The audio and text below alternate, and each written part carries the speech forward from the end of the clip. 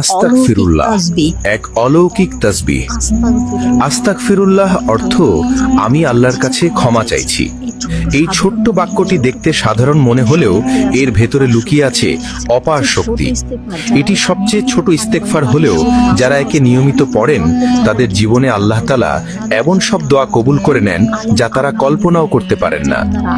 অনেক আলেম ও আল্লাহর নিকটবর্তী বান্দারা এই তাসবিহকে বলেন কারামাতের তাসবিহ, কারণ এর মাধ্যমে এমন কিছু ঘটে যা অলৌকিক মনে হয়।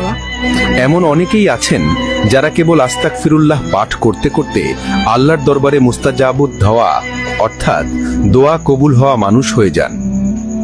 আপনি কি হতাশ, অভাবে আছেন?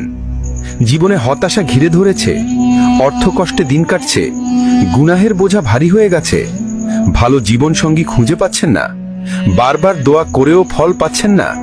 তাহলে শুরু করুন আস্তাগফিরুল্লাহ, আস্তাগফিরুল্লাহ, আস্তাগফিরুল্লাহ।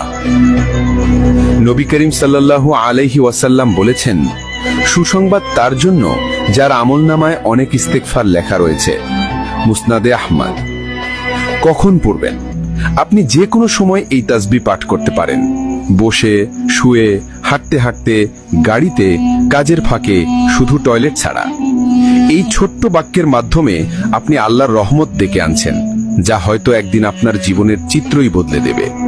যখন আল্লাহ আপনার দোয়া কবুল করে নেবেন তখন হয়তো আনন্দে চোখ ভিজে উঠবে অশ্রুতে, আর আপনি নিজের অজান্তেই বলে উঠবেন, হে আমার প্রভু, আমি তো কখনো তোমাকে ডেকে নিরাশ হইনি।